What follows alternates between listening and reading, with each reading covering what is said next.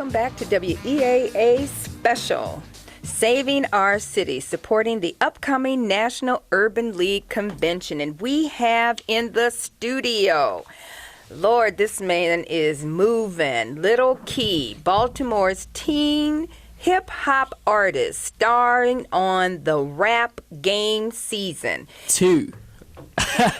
Number 2? Season 2. Season 2. Yes. Okay, correct me. Now, this is produced by Jermaine Dupree. That's some hot stuff right there, buddy. Definitely. I mean, like, for real? Yeah, it was good, y'all. It was good. It was right. So, but Queen Latifah's part of this? Yes, Queen Latifah co-producers.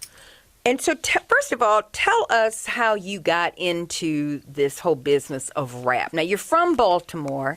Yes. You grew up here, and all of a sudden you said, okay, this is what I'm going to do for the rest of my life. Right. What happened? The way I got into rap was mainly off of most of my family members was musically inclined, so I felt as though that I needed to be a part of it, and I just went and wrote a song. When my mom said she was throwing a talent show, I went and wrote a song.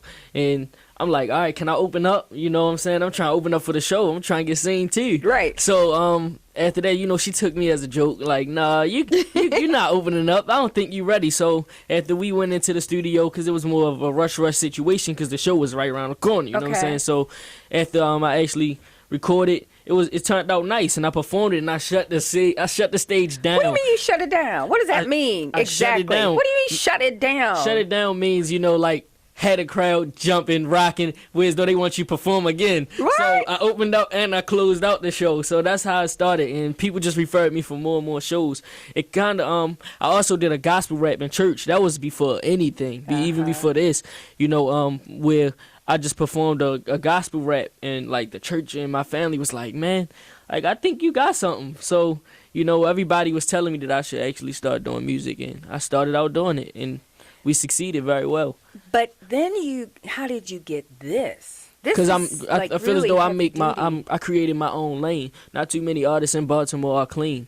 I make clean music. What's clean music? Meaning it doesn't have any curse words, any profanity, so it's appropriate for all ages. You can play anywhere. That's why I think I do so many shows, and why you see me at every event, because my music is appropriate for everybody to rock to. You can see me at somebody's cookout with elderly people. Elderly people gonna rock to it. You can see me at a birthday party, a Sweet 16, block parties, anywhere. My music is appropriate and everybody rock with it. And I think that's really important, because we were talking not too long ago about a couple of songs that were that tell the story of social justice and that type of thing, and we couldn't do it. We couldn't do it because everything had so many curse words in it. You couldn't even get the whole message because you had to bleep everything out. So you just lost the essence of what you were trying to accomplish. Right. That's the whole point. With my music, that's what I'm trying to bring back, the storytelling and the lyricism, because I feel as though in today's music is not there as much as it was back in the day. So that's one thing that I am focusing on. Me and my team, we're just focusing on bringing that back. Letting people know that Baltimore has a lot of talent, because we definitely we have a lot of talent musically wise, but we slept on. So I'm trying get in the industry and let people know Baltimore is a city, because it's a city that is talented, because people only look at it as a negative city. We only get cameras down here when we're riding or it's something negative. So that's why I'm trying to bring the positive light to it, because a lot of people don't think Baltimore has hope when it's a lot here. So here's a question. Now, you are 16? Yes, 16. And you're an 11th grader? Are you being homeschooled? Just got to 11th grade, yes. And I just got homeschooled like not too long ago when I went down for the rap game. That was something new for me as well. How do you like that? I actually like it better because I feel as though I can travel more. I don't got to sit in school or tell my teachers like, I might not be able to come to class today, so I can just go on the road at any time and just like go on my computer and just go to school. But I think it's easier too as well. It's not easy. I wouldn't say it's easy. It's definitely more complicated because you have to be more focused than you are in school. But do you like it better from an educational standpoint? If we were to look, and my grandson's being homeschooled right now, which is really powerful. I'm really proud of my daughter because of that. So do you think that just having that singular focus, it has helped you to learn more and learn differently? I think it has its pros and its cons, because I think the cons is you don't like sometimes you like on set we did have a teacher, but sometimes you don't have like probably with my homeschool I'm gonna have to either have my parents assist me or try to self-teach, so I wouldn't get as much information as I would get from a teacher.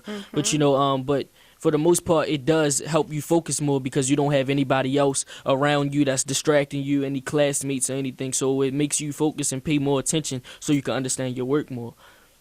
So here's the next question for you. Now, when we start talking about being homeschooled and having all these activities, how are your grades? Well, my grades are good. I ain't gonna lie to you. I kind of started off rough. Okay.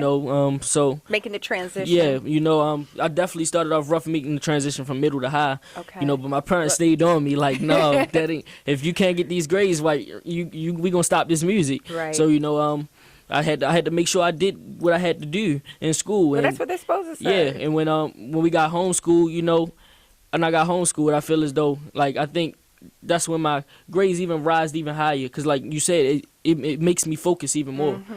So can you just like hit a couple of little things for us to What, let some us bars? know? Yeah, I mean you gotta do something. definitely Yeah, I mean come That's on. what we do. Can you just like whip it out?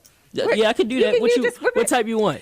Whatever you give me, Whatever, I know. whatever I give you, Because I love music. I love all kinds of music. So just go on and make it happen. I got you. Okay. Look. Yo, I said hands down on the man now on the paper chase color cash route. They wasn't ready, kept me out the south with a wild style when I wild out. But I'm still buzzing by word of mouth. I ain't out, what you talking about? Give you 30 bars, no step, but I'm balling out. I said I'm something like a boss, man, I'm about my business. Never been a quitter, if I start you know I finish. Verbal abuse to the beat, leave it all battered. Mind over matter, you can say the chitter chatter. Know who you with, a million I gotta get. Man, I stay chasing paper, ain't never got time to sit. When that money rollin', best believe it's gonna split. Loyalty, say the stain, not gonna change, not a bit. Had a dream, added hustle. Take my family out the struggle, come together like a puzzle. I'm a pit without the muzzle, calling plays up in the huddle. Man, my buzz are never subtle. If you look for TLK, that mean you looking for some trouble, huh? And I'm gonna stop it right there. Well, I think that's a good one. Yeah, so I'm gonna give you an applause here. Thank you so much. So you're going to be performing over the weekend during this whole event, Yes. right? Yes, I will. And so are you going to be shutting it down? You're gonna be shutting it down. You're gonna see what that down? means. Oh, Lord. I have to come and understand shutting it down. They try to keep me up to speed on shutting it down. I just, close the door. No, that's not it.